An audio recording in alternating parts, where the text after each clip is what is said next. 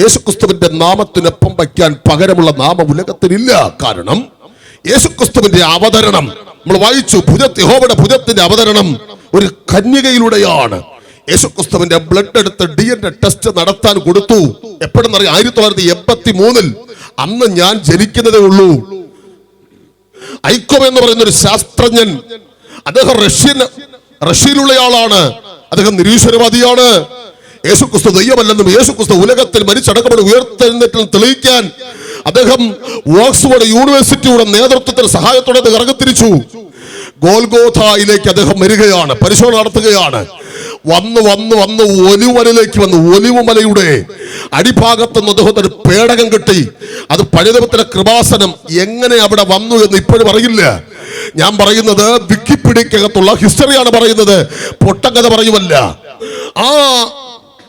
Golgotha മലയുടെ അടിഭാഗത്തുനിന്ന് പെട്ടകം കിട്ടി. പെട്ടകത്തിന്റെ മുകളിൽ ഏതോ ഒരു കറുത്ത വസ്തു കട്ട പിടിച്ച് കിടക്കുന്നത് കണ്ടു.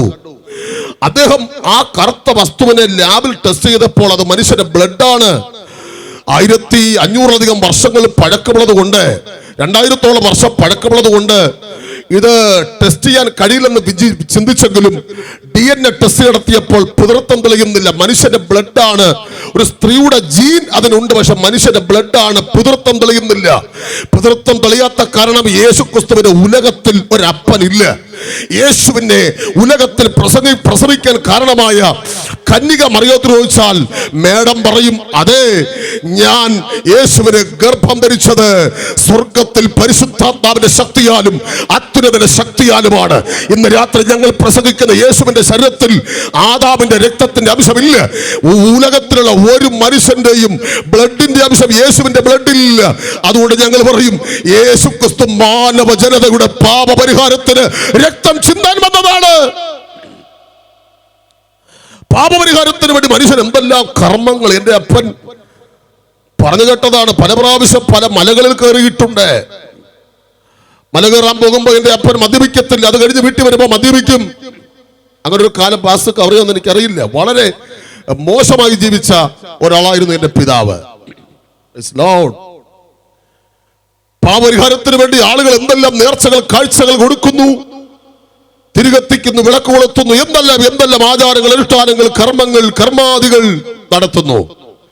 മനുഷ്യന്റെ പാപത്തിന് പരിഹാരം ശാശ്വതമായി ലഭിക്കുന്നില്ല. ഇന്ന് ട്രെയിനിൽ വെച്ച് കുളത്തുപ്പുഴ എന്നൊരു സഹോദരനെ വിളിച്ചു, പാസ്റ്ററെ, എന്റെ കുടുംബത്തിൽ ഒരുപാട് ദൈവങ്ങൾ ഉണ്ടായിരുന്നു, സമാധാനമില്ല. ഞാൻ ഇതുപോലെ ദൈവത്തിന് കൊടുത്തതുപോലെ വേറെ ആരും കൊടുത്തു കാണത്തില്ല, അത്രയും ഞാൻ കൊടുത്തുള്ളൂ. ഞാൻ പറഞ്ഞു, ദൈവത്തിനൊന്നും കൊടുക്കണ്ട. ഇവിടെ സ്തോത്ര കാഴ്ച എടുത്തത് ഇവിടുത്തെ യോഗത്തിന്റെ ചെലവിനാണ്. മൈക്ക് സെറ്റിന് കൊടുക്കണം, ഇതിനെല്ലാം പൈസ കൊടുക്കണം, ഫ്രീ ആയിട്ടതല്ല. അല്ല, ദൈവത്തിന് പൈസ വേണ്ട. ഇവിടെ പറഞ്ഞു, ദൈവത്തിന് കൊടുക്കുന്ന സമയം ഈ സ്തോത്ര കാഴ്ച ദൈവത്തിനുള്ള പൈസയല്ല, ദൈവത്തിന് ഒരു കാശും വേണ്ട. പെന്തക്കോസ്ത് സഭയിൽ ദശാംശമുണ്ട്, അതും ദൈവത്തിനുള്ള പൈസയല്ല. ആ പൈസ പള്ളിയിലെ പാസ്റ്റർക്ക് ജീവിത സന്ധാരണത്തിനും കറണ്ട് ബില്ലടയ്ക്കാനും ചർച്ച് ഫണ്ടിനും വേണ്ടിയാണ്. നിങ്ങൾ ആരും വിഷമിക്കല്ലേ, ദൈവത്തിന് നമ്മുടെ ഒന്നും വേണ്ട. അങ്ങനെ നമ്മുടെ കയ്യിരിക്കുന്ന 50 ലക്ഷം രൂപ മേടിച്ചിട്ട് കർത്താവിന് ഒന്നും നേടാനില്ല. നിന്റെ കയ്യിൽ നിന്ന് മെഴുകുതിരി ചോദിക്കുന്നെങ്കിൽ ദൈവമല്ല. ഹലോ, നിന്റെ കയ്യിൽ നിന്ന് എന്തെങ്കിലും ചോദിക്കുന്നെങ്കിൽ അത് ദൈവമല്ല.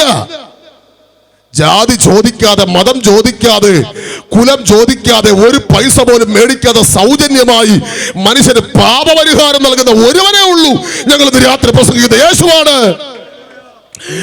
ലോകത്തിന് വിവിധ മേഖല കേൾക്കുന്ന പ്രിയപ്പെട്ടവര്, യേശുക്രിസ്തുവിന് നമ്മുടെ ഒന്നും വേണ്ട. യേശു ചോദിക്കുന്നു, നിങ്ങളുടെ നിന്ന് ആരുടെയെങ്കിലും കാളയെ ഞാൻ ചോദിക്കുമോ? കർത്താവിന് ഒന്നും കൊടുക്കണ്ട, ഫ്രീ ആണ്. അതുകൊണ്ടാണ് പൗലോസ് ലേഖനത്തിൽ എഴുതിയത്, ഇത്ര വലിയ സൗജന്യമായി കിട്ടുന്ന രക്ഷ ഒരു കാശും കൊടുക്കാതെ. ഒരു മന്ത്രവാദത്തിന് എന്റെ അപ്പച്ചൻ അന്ന് മേടിച്ച കാശ് എന്റെ പപ്പ പറഞ്ഞിട്ടുണ്ട്, ഇന്ന് ലക്ഷങ്ങൾ വരും ഒരു മന്ത്രവാദത്തിന്. പക്ഷെ എന്റെ കർത്താവിന് ഒരു കാശ് കൊടുക്കണ്ട. 100 കുടുംബങ്ങൾ, ഞാൻ സത്യം പറയുകയാണ്, ഈ സോഷ്യൽ മീഡിയയിൽ യൂട്യൂബിനകത്ത് ഈ മെസ്സേജ് സ്റ്റോറായി കിടക്കുക, കേൾക്കണം. 100 കുടുംബത്തിലധികം ആളുകൾ പ്രാർത്ഥനയ്ക്ക് വന്നു ആന്ധ്രയിൽ. ഇന്നലെ രാവിലെ 11 മണി വരെ പ്രാർത്ഥനയായിരുന്നു.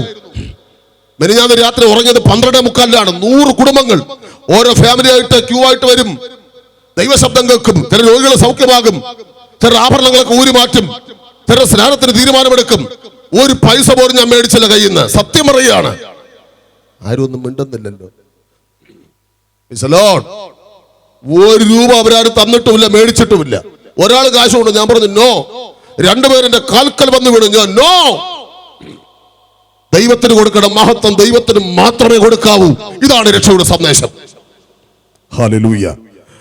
ഇന്ന് രാത്രി ദേശം മുഴുവൻ അറിയണം, മനുഷ്യന്റെ പാപപരിഹാരത്തിന് ഒന്നര മാർഗമില്ല, രണ്ട് മാർഗമില്ല, ഒറ്റ മാർഗമേ ഉള്ളൂ. അത് യേശുവിന്റെ കാൽവറി പരമയാഗമാണ്. ദൈവം ഇറക്കുന്ന ഏറ്റവും വലിയ പാപം വിഗ്രഹാരാധനയാണ്. എന്റെ അപ്പൻ പണ്ട് വിഗ്രഹങ്ങളൊക്കെ ഉണ്ടാക്കുമായിരുന്നു. അപ്പച്ചൻ, പപ്പയുടെ പിതാവ്. അത് ഏത് മനുഷ്യനുണ്ടാക്കിയാലും, ക്രൈസ്തവർ ചെയ്താലും അക്രൈസ്തവർ ചെയ്താലും ദൈവം വെറുക്കുന്നു. ബൈബിളിലെ വാക്യം ഞാൻ പ്രസ്താവിക്കാം. പഴയ നിയമത്തിൽ 10 കൽപ്പനയുണ്ട്. അതിൽ ഒന്നാമത്തെ കൽപ്പന പുറപ്പാട് പുസ്തകം 20-ാം അധ്യായം 3-ാം വാക്യം, ഞാനല്ലാതെ അന്യ ദൈവന്മാർ നിനക്കുണ്ടാകരുത്. മീതെ സ്വർഗത്തിലെങ്കിലും താഴെ ഭൂമിയിലെങ്കിലും ഭൂമിക്ക് കീഴെ വെള്ളത്തിലെങ്കിലുമുള്ള യാതൊന്നിന്റെ പ്രതിമയും അരുത്. റോമൻ കത്തോലിക്ക POC ബൈബിൾ എഴുതിയിരിക്കുന്നു, മുകളിൽ ആകാശത്തിലോ താഴെ ഭൂമിയിലോ ഭൂമിക്ക് കീഴെ വെള്ളത്തിലെങ്കിലുമുള്ള യാതൊന്നിന്റെ പ്രതിമയും നീ ഉണ്ടാക്കുകയോ അവയുടെ മുമ്പിൽ പ്രണമിക്കുകയോ ചെയ്യരുത്. ദൈവത്തിന്റെ ഒന്നാമത്തെ കൽപ്പന, മനുഷ്യൻ ദൈവത്തിന്റെ പേര് പറഞ്ഞ് ഒന്നിനെയും ഈ ഭൂമിയിൽ നിർമ്മിച്ചുകൂടാ. മനുഷ്യൻ ദൈവത്തിന്റെ പേര് പറഞ്ഞ് ഒന്നിന്റെയും മുൻപിൽ സാഷ്ടാംഗം പ്രണമിച്ചുകൂടാ. ദൈവത്തിന്റെ പേര് പറഞ്ഞ് മനുഷ്യൻ സൂര്യനെ നമസ്കരിച്ചുകൂടാ. കാരണം സൂര്യൻ ദൈവത്തിന്റെ സൃഷ്ടിയാണ്.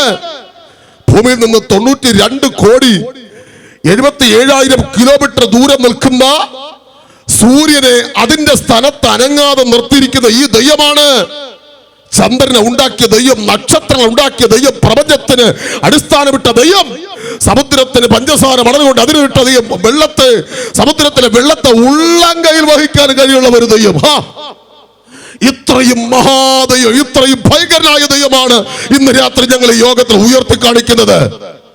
Praise the Lord. ഇന്ന് രാത്രിയിൽ ഏത് പാപത്തെയും പരിഹരിക്കാൻ കഴിവുള്ളവനാണ് ദൈവം. ഒരു രൂപത്തോടും നിങ്ങൾ സാമ്യപ്പെടുത്തരുത് ദൈവത്തെ. ഒരു മനുഷ്യന്റെ രൂപത്തിലോ, പക്ഷിയുടെ രൂപത്തിലോ, ഇഴജന്തുവിന്റെ രൂപത്തിലോ, നാൽക്കാലിയുടെ രൂപത്തിലോ. ഞാൻ ഗുജറാത്തിൽ ചെന്നപ്പോൾ അവിടെ ഉറുമ്പ് ദൈവം, ഉറുമ്പിന്റെ മാളത്തിൽ കൊണ്ടുപോയി ഗോതമ്പ് പൊടി ഇട്ടിട്ട് അവിടെ ഇരുന്ന് പ്രാർത്ഥിക്കുന്ന ആളുകളെ കണ്ടു. കഷ്ടം, അറിയില്ല അവർക്ക്. ചിലയിടങ്ങളിൽ ഞാൻ കണ്ടു നായ്ക്കൾ, പട്ടികൾ അവിടെ ദൈവമാണ്. രാവിലെ കൊഴുക്കട്ട പോലെയുള്ള ഭക്ഷണ സാധനങ്ങൾ ഉണ്ടാക്കിക്കൊണ്ടുവന്ന് കൊടുത്തിട്ട് നായ്ക്കൾ കഴിക്കുമ്പോൾ അവിടെ ഇരുന്ന് പ്രാർത്ഥിക്കുന്നു. കഷ്ടം. ചിലയിടങ്ങളിൽ പശുക്കൾ ദൈവം രാവിലെ വീട്ടിൽ നിന്ന് പോകുമ്പോൾ പുല്ല് കൊണ്ടുപോയി കൊടുത്തിട്ട് അവിടെ നിന്ന് പ്രാർത്ഥിക്കുന്നു. ചില പാകിസ്ഥാനികൾക്ക് മീന് ദൈവമാണ്. മനസ്സിലാകുന്നുണ്ടോ? ഈ ലോകത്തിൽ ഒന്നിനെയും ദൈവമായി ആരാധിച്ചു കൊടുത്ത് ബൈബിൾ പഠിപ്പിക്കുകയാണ്. ബൈജു ബാലകൃഷ്ണന്റെ തത്വസംഹിത അല്ലത്, ബൈബിൾ പ്രഖ്യാപനമാണ്. ഏതെങ്കിലും ഒരു കുരിശിന്റെ മുമ്പിൽ പോലും നിനക്ക് വണങ്ങാൻ ബൈബിൾ അനുവാദം നൽകുന്നില്ല. ഒരു രൂപത്തിന്റെ മുമ്പിൽ വണങ്ങാൻ. അതുകൊണ്ടാണ് ഇവിടെ ഒരു വിളക്കില്ല, ഒരു കുരിശില്ല, രൂപം ഒന്നുമില്ല. ജീസസ് ക്രൈസ്റ്റ് എന്നൊരു എഴുത്തിവിടെ ഉണ്ട്. കരങ്ങൾ ഉയർത്തി ആമേൻ പറഞ്ഞാട്ട ദൈവമക്കൾ. ഞാൻ നിങ്ങൾക്കുള്ള ദൂതിലേക്ക് വരുമ്പോൾ നിങ്ങൾ കൈയടിക്കും, സ്തോത്രമൊക്കെ ചെയ്യും. ശ്രദ്ധിച്ചിരിക്കണം, ഇത് ദേശത്തിന്റെ സന്ദേശമാണ്.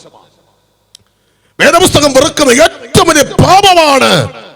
റോമാലേഖനം 1-22 വാക്യം, അവർ ദൈവത്തെ അറിഞ്ഞിട്ടും ദൈവമെന്ന് ഓർത്തവനെ മഹത്വീകരിക്കുകയോ നന്ദി കാണിക്കുകയോ ചെയ്യാതെ തങ്ങളുടെ നിരൂപണങ്ങളിൽ വ്യർത്ഥരായി തീർന്നു. അവർ അക്ഷയനായ ദൈവത്തിന്റെ തേജസ്സിനെ ക്ഷയമുള്ള മനുഷ്യൻ, പക്ഷി, നാൽക്കാലി, ഇഴജാതി എന്നിവയുടെ രൂപ സാദൃശ്യമായി കളഞ്ഞു. അവരുടെ വിവേകമില്ലാത്ത ഹൃദയം ഇരുണ്ടുപോയി. ജ്ഞാനികളെന്ന് പറഞ്ഞ് അവർ മൂഢരായി പോയി. ബൈബിൾ പ്രഖ്യാപനമാണ്. കറക്റ്റായി ബൈബിൾ പഠിപ്പിക്കുന്നു.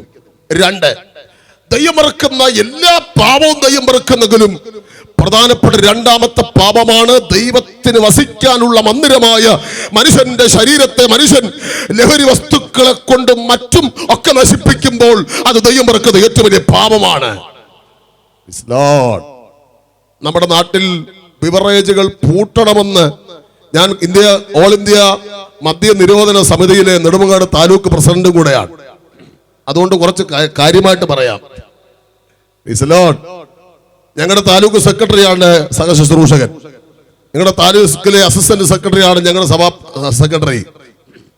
സ്തോത്രം. കേരള പോലീസിലെ സൈബർ സെല്ലിലെ സൈബർ വോളണ്ടറി ആയിട്ടാണ് കൂടെ വർക്ക് ചെയ്യുന്നുണ്ട്. ഇപ്പൊ കൃപയാൽ സന്തോഷമൊന്നുമില്ലല്ലോ. ആരനാട് ബഹുമാനപ്പെട്ട സർക്കിൾ ഞങ്ങളുടെ സഭയിൽ വന്ന്, സുരേഷ് കുമാർ സാർ ഞങ്ങളുടെ സഭയിൽ വന്ന് 20 മിനിറ്റ് സംസാരിച്ചു 2 മാസത്തിന് മുൻപ്. ഞങ്ങളുടെ ചർച്ചയിൽ നിന്ന് 12 പേരെ സെലക്ട് ചെയ്തു സൈബർ വോളണ്ടിയേഴ്സ് ആയിട്ട്. സ്തോത്രം.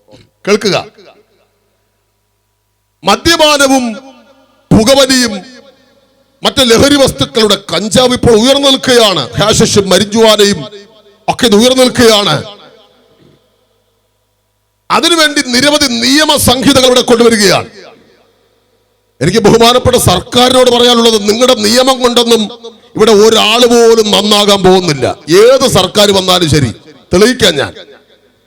നിങ്ങളിവിടെ ബാർ പൂട്ടിയാൽ അവർ വീട്ടിൽ വാറ്റി കുടിക്കും. കോവിഡ് സമയത്ത് ബാർ പൂട്ടിയപ്പോഴല്ലേ ഇവിടെ മദ്യപാനം കൂടിയത്? ശരിയല്ലേ സഹോദരന്മാരെ? അനുഭവമുള്ളവർ ജനം മിണ്ടാതിരിക്കുകയാണ്. തമിഴ്നാട്ടിൽ ഒരു അപ്പച്ചൻ പറഞ്ഞു, ഇനിയും മദ്യപാനം നിർത്തുമെങ്കിൽ ഞാൻ ആത്മഹത്യ ചെയ്യും. മദ്യം കിട്ടാതെ വന്നപ്പോ സാനിറ്റൈസർ കുടിച്ച് അവർ പ്രതിഷേധം അറിയിച്ചു. ആർക്കാ ഹേദം? നിന്റെ കരളും കൂമ്പും പോക്ക്. സ്വത്രം ചെയ്യും. മദ്യം വരുത്തുന്ന വിനകൾ ഗവൺമെന്റിന് അറിയാം. എന്നിട്ട് മദ്യക്കുപ്പിയുടെ പുറത്ത് എഴുതി വെച്ചിരിക്കുന്നു, ഇത് ടുബാക്കോ ക്യാൻസർ, ഇത് ക്യാൻസർ വരുത്തുന്ന ആരോഗ്യത്തിന് ഹാനികരമായ ഒന്നാണ്. നമ്മൾ പോകുന്ന ഒരു ഹോട്ടലിൽ ഒരു ഫുഡ് പാക്കറ്റിലാക്കി വെച്ചിട്ട് ഇത് വിഷമാണ്, കഴിച്ചാൽ മരിക്കും എന്ന് എഴുതി വയ്ക്കുന്ന പോലെ ഒരു മണ്ടത്തരമാണ് എഴുതി വെച്ചിരിക്കുന്നത്. Tobacco cigarette to tobacco cancer എന്ന് എഴുതി വെച്ചിട്ടാണ് ഇവിടെ സിഗരറ്റുകൾ, ബീഡികൾ വിൽക്കുന്നത്. മനസ്സിലാകുന്നുണ്ടോ നിങ്ങൾ? ഗവൺമെന്റ് ഇപ്പൊ പറഞ്ഞിരിക്കുന്നു, ഒരു വീട്ടിൽ 5 കഞ്ചാവ് ചെടി വളർത്താം, അതിൽ കൂടുതൽ 6 പോയാൽ അറസ്റ്റ് ചെയ്യും. നിയമം പ്രാബല്യത്തിൽ വരാൻ പോവുക. എങ്ങനെ ഉണ്ട്? അത് BJP വന്നാലും കമ്മ്യൂണിസ്റ്റ് വന്നാലും കോൺഗ്രസ് വന്നാലും ആര് വന്നാലും ഗതി ഇതാണ്. മനുഷ്യനെ നന്നാക്കാൻ ഗവൺമെന്റിന്റെ നിയമങ്ങൾക്ക് പറ്റില്ല. തെളിവ് ഞാൻ പറയാം. തിരുവനന്തപുരം ചെങ്കൽച്ചൂള കോളനി ഉണ്ട്. ഞാൻ എല്ലാ കൺവെൻഷൻ വേദികളിലും ഇത് പറഞ്ഞിട്ടുണ്ട്. ആ കോളനിക്കകത്ത് ഇപ്പോൾ 8 പെന്തക്കോസ്ത് സഭകളുണ്ട്. തലമുടി നീട്ടി വളർത്തി ചുരുട്ടുവാള് തിരുകി ബൈക്കിന്റെ സ്റ്റമ്പും ബൈക്കിന്റെ ചെയിനും ആയുധങ്ങളാക്കിയിരുന്ന ഒരു പറ്റം ചെറുപ്പക്കാര്, തിരുവനന്തപുരം പോലീസുകാർക്ക് തലവേദനയായിരുന്ന ചെറുപ്പക്കാര്, അവിടെ ഒരു പാവപ്പെട്ട സുവിശേഷകന് സുവിശേഷമായി ചെന്നു. അവർ യേശുവിനെ അറിഞ്ഞു. ഒരു കൂട്ടം ചെറുപ്പക്കാർ താടിമുടിയൊക്കെ മാറ്റി നീട്ടുവളർത്തിയ മുടിയൊക്കെ വെട്ടി ക്ലിയർ ചെയ്ത് യേശുവിന്റെ സുവിശേഷ പ്രശാന്ത് ഉൾപ്പെടെ യേശുവിന്റെ സുവിശേഷമായിട്ട് ഇറങ്ങി. അവിടെ നടന്നൊരു മഹായോഗം ഇന്നേക്ക് 20 വർഷത്തിന് മുൻപ് ഉദ്ഘാടനം ചെയ്യാൻ വേണ്ടി വിളിച്ചിരുന്നത് തിരുവനന്തപുരം സിറ്റി പോലീസ് കമ്മീഷണറെയാണ്. അന്നത്തെ ഭരണം കോൺഗ്രസിന്റെ ഭരണമായിരുന്നു. അദ്ദേഹം പറഞ്ഞ പ്രഖ്യാപനം ഇതാണ്: ഞങ്ങൾക്ക് വെറും തലവേദനകളായിരുന്നു ഈ ഇരുന്ന ചെറുപ്പക്കാര്, പക്ഷെ ഗവൺമെന്റ് നിയമങ്ങൾക്കോ ഞങ്ങളുടെ ലാത്തിയുടെ മുനയുടെ ശക്തിക്കോ അല്ല. ഈ പാസ്റ്റർമാർ പറഞ്ഞ സുവിശേഷത്തിനാണ് ഇവരെ ശരിയാക്കാൻ പറ്റുന്നത്. സിറ്റി പോലീസ് ഒരു ഹൈന്ദവനായ മനുഷ്യൻ പരസ്യമായി പ്രഖ്യാപിച്ചു. ഇതിലപ്പുറം എന്തെങ്കിലും തെളിവ് വേണോ? എന്റെ കൂടെ വന്ന ഞങ്ങളുടെ സഹശുശ്രൂഷകൻ റോയി റസാലം, കലയം സ്വദേശി, മദ്യപിച്ച് മതോന്മത്തനായി. അദ്ദേഹത്തിന്റെ സാക്ഷ്യം കേട്ടാൽ ഒരു അരമണിക്കൂറെങ്കിലും സാക്ഷ്യത്തിന് വേണം. അത്ഭുത സാക്ഷ്യമുള്ള ആളാണ് ഇരിക്കുന്നത്. അദ്ദേഹം കുപ്പി മേടിച്ചാൽ വെള്ളം ചേർക്കാതെ അതോടെ കുടിക്കും. നിങ്ങൾ പോകുമ്പോൾ ചോദിക്കണം. ഒടുവിൽ മദ്യപിച്ച് ജീവിതം അവസാനിപ്പിക്കാൻ ശ്രമിച്ച് വാഴക്കിടുന്ന ഫിരുഡൻ എന്ന് പറയുന്ന വിഷം, അതായിരിപ്പോൾ ചോദിക്കണം. ഫിരുഡൻ എന്ന വിഷം 50 ഗ്രാം കഴിക്കേണ്ട ഒരു മനുഷ്യൻ മരിക്കാൻ ഈ മനുഷ്യൻ 1 കിലോ മേടിച്ചു. രാവിലെ മുതൽ വൈകുന്നേരം വരെ അദ്ദേഹത്തിന്റെ ബൈക്കിൽ കൊണ്ടു നടന്നു. രാത്രി വീട്ടിൽ വന്ന് 2 കൈയിലും തട്ടി 3/4 കിലോ വരെ കഴിച്ചു. ചോദിക്കേ, മെഡിക്കൽ കോളേജിൽ വയറ് കഴിവിയത് ഓർമ്മയുണ്ട്. കണ്ണു തുറക്കുന്നത് 7ാമത്തെ ദിവസം വെന്റിലേറ്ററിൽ. ആ മനുഷ്യൻ മരിച്ചില്ല, ഇന്ന് കർത്താവിന്റെ വേല ചെയ്തുകൊണ്ടിരിക്കുകയാണ്. ഞങ്ങളുടെ സഭാ സെക്രട്ടറി കുശലകുമാർ ചോദിക്കണം, സോണിയ സൗണ്ട്സൺ അദ്ദേഹത്തിന് അറിഞ്ഞൂടെ? ആര്യനാട് മാർക്കറ്റിനകത്ത് ഇറച്ചി വെട്ടിക്കൊണ്ടിരുന്ന ഒരു അത്ഭുത മനുഷ്യൻ. പറയാൻ കാരണം, വാ തുറന്നാൽ ഡിക്ഷണറി ഇല്ലാത്ത വാക്ക് പ്രയോഗിക്കുന്ന മനുഷ്യൻ. കുടുംബക്ഷേത്രം ഉണ്ടായിരുന്നയാളാണ്. മദ്യപാനം എന്ന് പറഞ്ഞാൽ ഭയങ്കര മദ്യപാനം. ഇന്ന് ഇവരുടെയൊക്കെ ഭംഗി നോക്കണം, കാണാൻ എന്ത് ഭംഗി, എന്ത് പേഴ്സണാലിറ്റി. മദ്യപിച്ച് വാക്ക് നാറ്റം വെച്ച് ചുണ്ടും പല്ലും കറുത്ത് ഓടെ കിടക്കുമ്പോ ഇവർക്ക് അവിടെ ആർക്കും ഒരു പരിഭവവും ദുഃഖമില്ല. അവർ രക്ഷിക്കപ്പെട്ട നല്ല വസ്ത്രമിട്ട് ബൈബിൾ എടുത്ത് പള്ളിയിൽ പോകുമ്പോഴാണ് പ്രശ്നം, അല്ലേ? അതുകൊണ്ട് സർക്കാരിനോട് പറയാനുള്ളൊരു കാര്യം, പാസ്റ്റർമാർക്ക് സപ്പോർട്ട് കൊടുക്കും. ഞങ്ങൾ വർക്ക് ചെയ്യാം, നിങ്ങളെ കൊണ്ട് കഴിയാത്ത ഞങ്ങൾ ചെയ്യാം. ഞങ്ങളുടെ സഭയിൽ വെള്ളനാട്, ഞങ്ങളുടെ സഭയിൽ ഏഷ്യാനെറ്റ് FIR-ൽ വിലങ്ങ് വെച്ച് കൊണ്ടുപോയ നെടുമങ്ങാട് വിക്ടറുണ്ട്. നെടുമങ്ങാട് മാർക്കറ്റിലെ വിക്ടറുണ്ട്. അദ്ദേഹം അത്ഭുത വിശ്വാസിയാണ്, സ്നാനപ്പെട്ടു അടുത്ത സമയത്ത്. നെടുമങ്ങാട് കുത്തിയോട്ട മഹോത്സവത്തിന് ഒരു അടി ഉണ്ടാക്കാതെ അദ്ദേഹം വീട്ടിൽ പോവില്ല. വസ്ത്രം ഇല്ലാതെയും വസ്ത്രം ഉടുത്തുമാണ് അദ്ദേഹം വീട്ടിൽ പോകുന്നത്. അത്രയ്ക്ക് മദ്യപാനി. ഇന്ന് ഞാനൊരു 1/2 ഗ്ലാസ് വെള്ളം പ്രാർത്ഥിച്ചു കൊടുത്തുള്ളൂ. ഞങ്ങളുടെ സഭയിൽ വെള്ളനാടാണ് ഏറ്റവും കൂടുതൽ ഡി അഡിഷൻ സെന്റർ ഉള്ളത്. കരുണാസായി ഒരു നമസ്തേക്ക് ഉണ്ടായിരുന്നു, അതിപ്പോൾ ഇല്ല. ഒരു ഡെയിൽവി ഉണ്ട്. ഡെയിൽവി എന്ന സ്ഥാപനത്തിൽ ചെന്ന് മദ്യപാനം മാറ്റം 30,000 രൂപ കെട്ടിവെച്ചിട്ട് മദ്യപാനം മാറ്റത്തൊരു മനുഷ്യൻ. ഞാൻ 1/2 ഗ്ലാസ് വെള്ളം ഞാനല്ല, കർത്താവിന്റെ നാമത്തിൽ കൊടുത്തു. ആ മനുഷ്യന്റെ മദ്യപാനം മാറി. നിങ്ങളുടെ വിശ്വാസിയാണ്. ചോദിച്ചു ദൈവദാസന്മാരോട്, നിങ്ങളുടെ സാക്ഷികൾ ഇവിടെ ഇരിപ്പുണ്ടെന്ന് രാത്രിയിൽ. ഇതാണ് യേശുവിന്റെ മാർഗം. പാപത്തിന്റെ കുത്തൊഴുക്കിൽ കിടക്കുന്ന മനുഷ്യനെ അവിടുന്ന് വലിച്ചു കയറ്റി വിശുദ്ധിയുടെ മാർഗത്തിലെത്തിക്കുന്ന മാർഗമാണ് യേശുവിന്റെ മാർഗം. ഉലകത്തിൽ യേശു അവതരിച്ചതിന്റെ 1ാമത്തെ അവതരണ കാര്യം മാനവ ജനതയുടെ പാപത്തിന്റെ പരിഹാരം. ഹല്ലേലൂയ. കരവ് ശബ്ദം ഉയർത്തി കർത്താവിന്റെ രാത്രി സ്തോത്രം ചെയ്യുക. ബൈബിൾ ഇങ്ങനെ പ്രഖ്യാപിക്കുന്നു. സദൃശവാക്യങ്ങളുടെ പുസ്തകം 23-ാം അധ്യായം 29 മുതൽ എന്നാണ് എന്റെ ചിന്ത. ആ വാക്യം പറയുന്നു, ആർക്ക് കഷ്ടം, ആർക്ക് സങ്കടം, ആർക്ക് കലഹം, ആർക്ക് ആവലാതി, ആർക്ക് കൺചുവപ്പ്, ആർക്ക് അനാവശ്യ മുറിവുകൾ.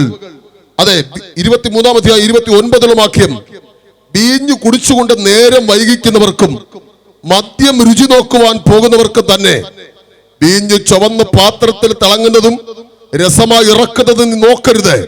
ഒടുക്കം അത് സർപ്പം പോലെ നിന്നെ കടിക്കും, അണലി പോലെ കൊത്തും. നിന്റെ കണ്ണ് പരസ്ത്രീകളെ നോക്കും, നിന്റെ ഹൃദയം വക്രത പറയും.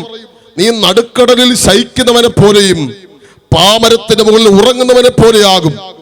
അവർ എന്നെ അടിച്ചു, എനിക്ക് നൊന്തില്ല. അവർ എന്നെ തല്ലി, ഞാൻ അറിഞ്ഞതുമില്ല.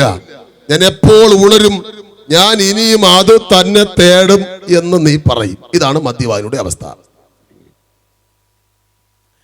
ഞങ്ങളുടെ കമ്പനി മുക്കിനും വെള്ളനാടിനും ഇടയിൽ കൂട്ടായിട്ട് കൂടുന്ന ഒരു ജംഗ്ഷനിൽ ഒരു മദ്യപാനി അടിച്ച് ഫിറ്റായി റോഡിൽ കിടക്കുമ്പോ പട്ടി വന്ന് കാലുപൊക്കി മരുന്നൊഴിച്ചപ്പോ അയാൾ അവിടെ നിന്ന് പാടുന്നു, പെയ്യട്ടെ ഇടിവെട്ടി തകർത്ത് പെയ്യട്ടെ എന്ന്.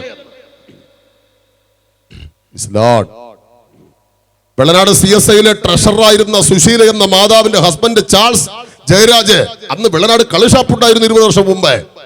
കുടിച്ച് മത്തനായി മലർന്നു കിടന്നു. പയ്യന്മാർ 2 കൈവെള്ളയിൽ മെഴുതിരി കത്തിച്ചു വെച്ചു. എന്നിട്ട് അദ്ദേഹം അറിഞ്ഞില്ല. പണ്ടൊരു മനുഷ്യൻ തമാശയാണെങ്കിലും കേട്ടിട്ടുണ്ട്, മദ്യപിച്ച് മതോന്മത്തനായി വരുന്ന വഴിക്ക് 2 പഴക്കൊക്കെ മേടിച്ച് മടിയിൽ തിരികെ വരുന്ന വഴിക്ക് ആ ചാറ്റൽ മഴയത്ത് ഓടയിലേക്ക് വിളി പറഞ്ഞു. തന്റെ മടിക്കുത്തിൽ ഒളിച്ചു വെച്ചിരുന്ന 2 പഴക്കക്കൾ ചാടിപ്പോയി പോലും. അയാളുടെ ഭാര്യ ഒരു ക്രിസ്ത്യാനിയാണ് പോലും. അയാൾ പാടിയെന്ന്, എന്താ അതിശയമേ. കുടിയന്മാർക്ക് പാടാനുള്ള പാട്ടല്ല ദൈവസ്നേഹത്തിന്റെ പാട്ട്. നീ യേശുവിൽ വന്നിട്ട് നീ പാടണം. ഇന്ന് രാത്രി ദേശത്തിന് മദ്യപാനത്തിന് കെട്ടഴിയാൻ പോകുകയാണ്.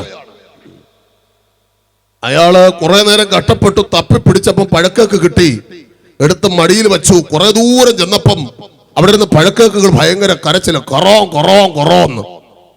അപ്പൊ പറഞ്ഞു, ഞാൻ ശശീര കടയെന്ന് പൈസ കൊടുത്ത് മേടിച്ചാണ്, മര്യാദക്കിരുന്നോണം. ചൊറിയൻ തവളയായിരുന്നു. ഇതാണ് മദ്യപാനിയുടെ അവസ്ഥ. ഞാൻ പാട്ടൊക്കെ ഇടയ്ക്ക് പാടുന്നൊരു ശീലമുണ്ട്, പക്ഷെ എങ്ങും എത്തില്ല. എങ്കിൽ രണ്ടുപേരും എന്താണ് ഈ ആൾക്കൂട്ടം? ഛർദിയിൽ കിടക്കുന്ന നഗ്നഭ്രാന്തനപ്പനോ. എന്താണ് ഈ ആൾക്കൂട്ടം? ഛർദിയിൽ കിടക്കുന്ന നഗ്നഭ്രാന്തൻ അപ്പനോ. ഭാര്യയ്ക്കും മക്കൾക്കും കണ്ണുനീരാഹാരം. സ്നേഹിത മദ്യമരുതേ, എന്റെ സ്നേഹിത മദ്യമരുതേ. അടലി പോലെ കൊത്തുമൊടുവിൽ വരിക, ക്രൂശിങ്കൽ തരിക നിൻ ഹൃദയം. ഇന്ന് രാത്രി മദ്യം മാത്രമല്ല മനുഷ്യനെ നശിപ്പിക്കുന്ന സകല ലഹരിയോടും വിട പറയണം. നമ്മുടെ സ്കൂളുകൾ, കോളേജുകൾ കേന്ദ്രമാക്കി ഞങ്ങൾ ലഹരി വിരുദ്ധ സെമിനാറുകൾ നടത്തുകയാണ്. ഞങ്ങൾ പല വിദ്യാലയങ്ങൾ കേന്ദ്രമാക്കി ലഹരിക്ക് വിരോധമായി പല ചർച്ചകൾ നടത്തിക്കൊണ്ടിരിക്കുകയാണ്. കേരളത്തിന്റെ അങ്ങോളം ഇങ്ങോളം ഇതിന്റെ പ്രോഗ്രാം നടന്നു വരികയാണ്. അതുകൊണ്ട് മനുഷ്യൻ നന്നാകണമെന്നില്ല. സ്കൂളുകളിലും കോളേജുകളിലും ലഹരി വിരുദ്ധ ട്രാക്ട് എത്തിച്ചുള്ള മനുഷ്യൻ നന്നാകണമെന്നില്ല. മനുഷ്യൻ നന്നാകണമെങ്കിൽ ലോകത്തിൽ മനുഷ്യന് രക്ഷയ്ക്ക് വേണ്ടി അവതരിച്ച യേശു ക്രിസ്തു മനുഷ്യന്റെ അകത്തു വരണം. ഹല്ലേലൂയ. ഇന്ന് രാത്രി നിങ്ങൾ എവിടെയാണെങ്കിലും ശരി സഹോദര, നിങ്ങളുടെ മതം പ്രശ്നമല്ല, ജാതി പ്രശ്നമല്ല, കുലം പ്രശ്നമല്ല, വിദ്യാഭ്യാസം പ്രശ്നമല്ല, നിങ്ങളുടെ ബാക്ക്ഗ്രൗണ്ട് ഒന്നും പ്രശ്നമല്ല. ഇന്ന് യേശുവേ എന്റെ പാപം ക്ഷമിക്കണമേ എന്ന് രാത്രി ചങ്ക് തുറന്നൊന്ന് വിളിച്ചാൽ നിന്റെ ഏത് കടും ചുവപ്പായ പാപത്തെയും ഹിമത്തെ പോലെ വിളിപ്പിക്കുന്നവനാണ് യേശു ക്രിസ്തു.